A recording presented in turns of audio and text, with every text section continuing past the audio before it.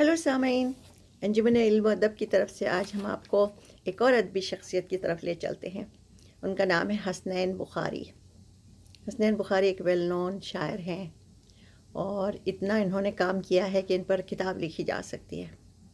लेकिन हम एक छोटा सा मुख्तसर सा नजराना अक़ीदत लेकर हाजिर हुए हैं अंजुमन इल्म व अदब शिकागो अमेरिका की तरफ से। मैं गौसिया सुल्ताना आपकी खिदमत में हाजिर खिदमत हूँ। हसनैन बुखारी साहब की जब मैं बात कर रही हूँ तो इनका एक सरसरी सा जायज़ा हम लेते हुए बात कर रहे हैं कि हसनैन बुखारी के कलाम का मुताला करते हुए महसूस यूँ होता है जैसे ये एक कामयाब और नायाब शायरों में से एक है, बशर्ते कि आप मुताले में जाएं, जिनकी मकबूलियत का सबब फ़न की सच्चाई और तख्लीक़ियत की वो सदा है जहाँ तख्लीक़ और तख्लीक़कार हम आहंग होकर अपनी तख्लीक़ का अक्स बन जाता है, अपनी तख्लीक़ का अक्स बन जाता है। हमें उनके विज़न को सरसब्ज़ व शादाब करने के लिए जौख दर जौख आगे बढ़ना और पढ़ना पड़ता है। जैसे किसी ने कहा है कि बुला रही हैं हमें मंजिलें बहारों की, मुसाफिरों से कहो तेज़ गाम हो जाएं। जी हाँ, एक दो नहीं 10 शेरी मजमुए, अल्लाहु अकबर, 10 शेरी मजमुए गोया गैर मामूली सलाहियत रखने वाले ऐसे फ़नकार होते हैं जो इस सदी के इस तेज़ खराम पर सवार हैं, मगर इस दौर की गुज़रती हुई सदियों के हम रकाब भी हैं। इनके कलाम में मरबूत होने का एहसास मिलता है जो पूरी कायनात से हम रिश्ता किए हुए नज़र आते हैं। और हसनैन बुखारी का मन इश्क़ इलाही की बेकरां इजहार और क़ुव्वत गोयाई से हमकिनार है। सच तो यह है कि नहीं मुमकिन हयात जाविदानी के सब वाकिफ़ नहीं आह सहर से। इनके 2 शेर मुलाहिज़ा फरमाइए। बुलंदी आसमानों की निगाहों में नहीं जचती, बुलंदी आसमानों की निगाहों में नहीं जचती, अता जब दिल को होती है ज़िया इश्क़ इलाही में।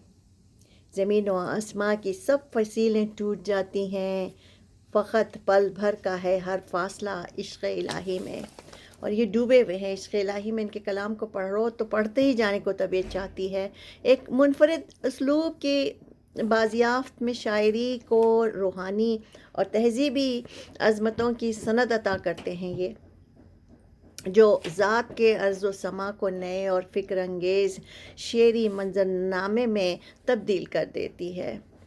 यहाँ एक नुक्ता हकीकत मुतलक़ का नूर है जो वो सरापा हकीकत है जिसे हम मादी पर्दों यानी कि जिस्म व नफ्स और ख्वाहिशों की नकाबों के बावजूद महसूस कर लेते हैं और पुरफ़रेब मज़ाहरा की ओट में भी उसकी झलक पा लेते हैं, इसलिए कि वही हक़ है और उसके सिवा सब बातिल है। हम उस वक्त महसूस करते हैं जब हमारा एहसास रूह की दहलीज़ पर पहुंचता है, एहसास रूह की दहलीज़ पर पहुंचता है और रूह हमें उसके हुस्न का एहसास कराती है जो गुलशन क़ुद्दस का एक झोंका है और वो इसमें ख़ास है और जो इस ज़ात इलाही का निशान है और वो गैब का पर्दा ताने हुए है। जब उनका दाखिल पिघल कर शेर का रूप धारण करता है तो इश्क़ इलाही के कई रंग बिखेर देता है। हसनैन बुखारी के पास शायरी, ख़याल और जज्बे, तजुर्बे और मुशाहदे की ताज़ा कारी और ताज़ा नफसी के खूबसूरत रंगों का हसीन इम्तिजाज मिलता है। इन्होंने एक लम्हा भी सोच के बग़ैर नहीं गुजारा है। इसका सबूत खुदा का खाफिया और इश्क़ इलाही, खाफिया रखा है खुदा और इश्क़ इलाही रखा है रदीफ़। बस इतनी खूबसूरत चीज़ है कि जी करता है कि इसे रिपीट करते जाएं, बार बार पढ़ें। रदीफ़ के कई 100 अशार लिखे हैं, 1 2 3 नहीं।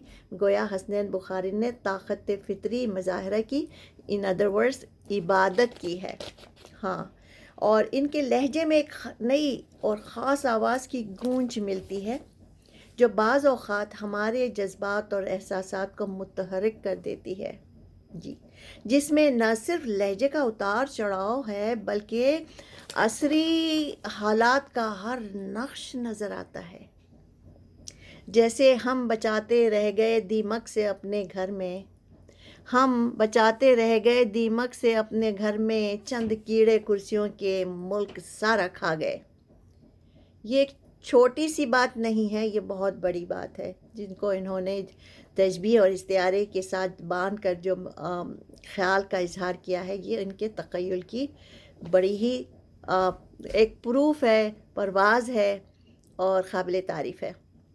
اس حوالے سے وقت کی ان کی شاعری سے وقت کی جو چاپ سنائی دیتی ہے، لفظوں کے انتخاب اور ان کی ترتیب دونوں کا ہنر ملتا ہے، اور زمانے کا دل دھڑکتا ہوا نظر آتا ہے، اور انہیں اپنے عہد کے تقاضوں کا بھرپور اندازہ ہے، اس ایک شعر سے پورا اندازہ ہوتا ہے۔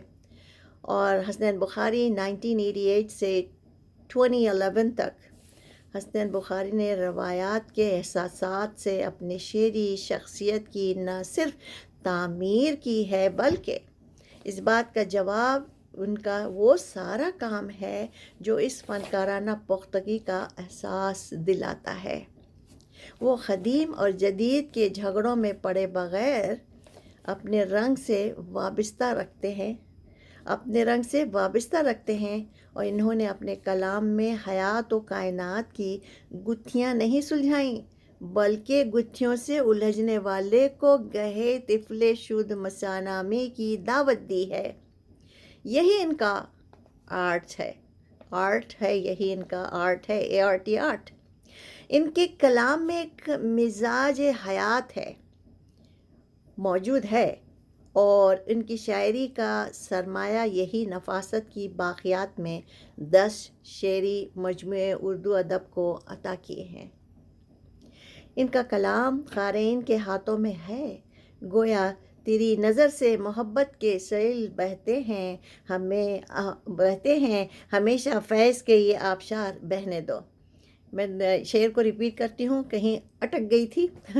تیری نظر سے محبت کے سیل بہتے ہیں، ہمیشہ فیض کے یہ آبشار بہنے دو۔ حسنین بخاری نے احساس کی شمع کو روشن رکھا ہے جو دھیان اور گیان کی منزلوں کو منور کر دیتی ہیں، اور اپنے کلام سے شاعری کی ان تمام روایات کو زندہ رکھنے کی کوشش پوری حد تک کی ہے۔ حیات ایک وجود ہے تو ساری کائنات اس کا وجود، اور حسنین بخاری نے اپنی آواز اور اپنی شخصیت کے آہنگ کو جس طرح ایک مناظر میں سمویا ہے، جس سے ان کا لہجہ کثیر الجہت اور ان کی کارگر شخصیت کو جاننے کا موقع ملتا ہے۔ ان کے کلام میں فکر کی بہت وسیع اور بسیط کینوس ملتا ہے ان کے کلام میں، اور علم و دانش کے متلاشی، قوت متخلیہ اور ذہانت اور صلاحیت کے امتزاج سے تخلیق کی راہیں منظم کرتے ہوئے نظر آتے ہیں، جس سے اردو ادبی کلچر کا خیال نہایت استقامت کے ساتھ مستحکم نظر آتا ہے۔ جس نے جس قدر مطالعہ کیا ہے اس کے مطابق ان کی شخصیت پر فکر کی اثر آفرینی کار فرما ہے، اور ساتھ ہی ان کی روح اسلام کی عظمت اور رسول خدا سے عقیدت میں سرشار